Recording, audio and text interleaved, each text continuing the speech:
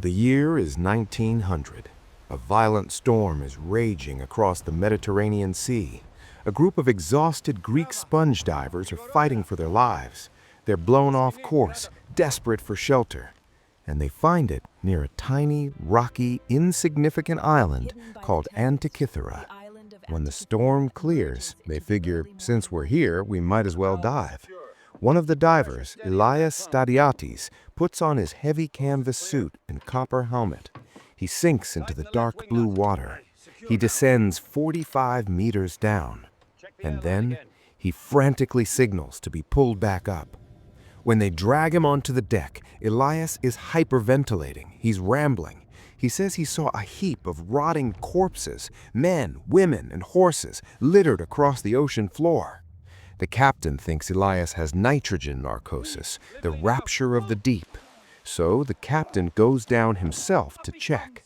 But Elias wasn't hallucinating. He hadn't found a graveyard. He had stumbled upon the wreckage of an ancient Roman ship. The corpses were marble statues, eroded by centuries of salt water. It was the Titanic of the ancient world, a massive treasure ship filled with luxury goods heading for Rome. They hauled up bronze statues, jewelry, glassware, an absolute fortune. And amidst all that glittering gold and marble, they found something else, a lump. Just a corroded, green, calcified lump of metal and wood. It looked like a rock. Nobody cared. They threw it in a box at the National Museum in Athens and focused on the pretty statues.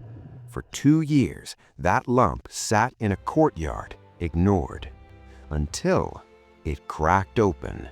On May 17, 1902, an archaeologist noticed the wood had split. He looked inside, and what he saw shouldn't have been there. He saw a gear, a precise, toothed bronze gear. Now pause for a second. This shipwreck happened around 60 BC. In 60 BC, the Romans were fighting with swords and shields. They were building roads. They did not have precision gears. Gears like this, complex clockwork mechanisms, would not appear in history again for another 1,400 years. It's like digging up a Viking grave and finding an iPhone inside. This is the story of the Antikythera Mechanism, the object that broke history. And the deeper we look into this machine, the scarier it gets, because it proves that we forgot. We forgot something massive about our own past. So, let's look at why this rock terrified historians. For decades, scientists argued about it. Some said it had to be a fake. Maybe a modern clock fell off a ship and landed on the ancient wreck, because the technology was simply impossible. The gears were tiny. Some were the size of a coin, with triangular teeth cut with laser-like precision. It wasn't until the 1970s and later in 2006 that we finally had the technology to see what was really inside.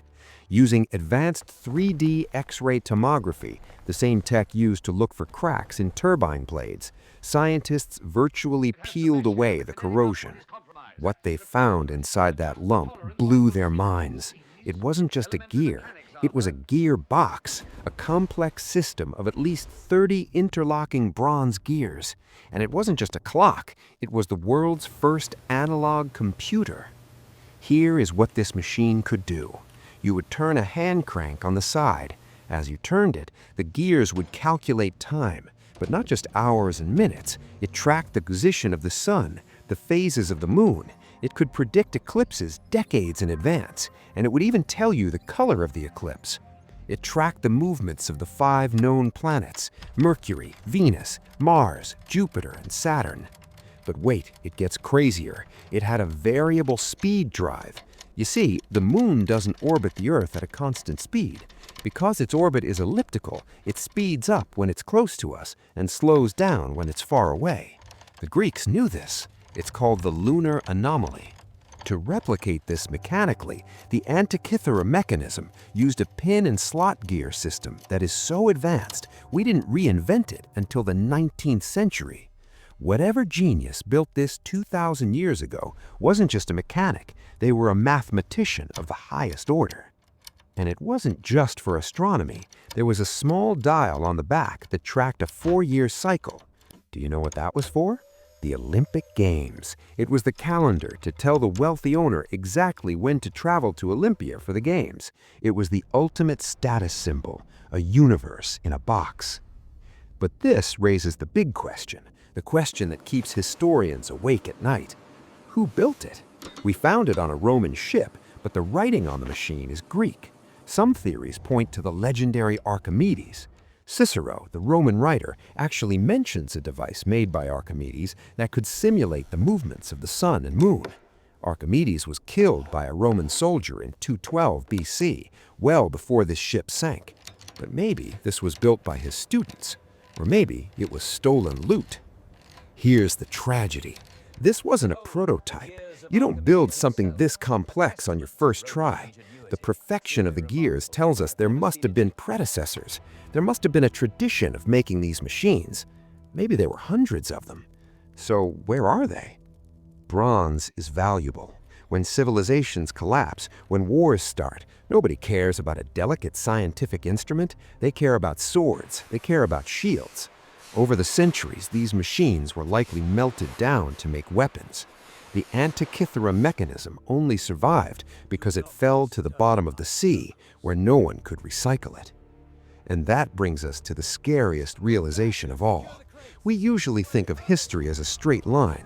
We think humanity starts stupid and slowly gets smarter, leading up to us right now.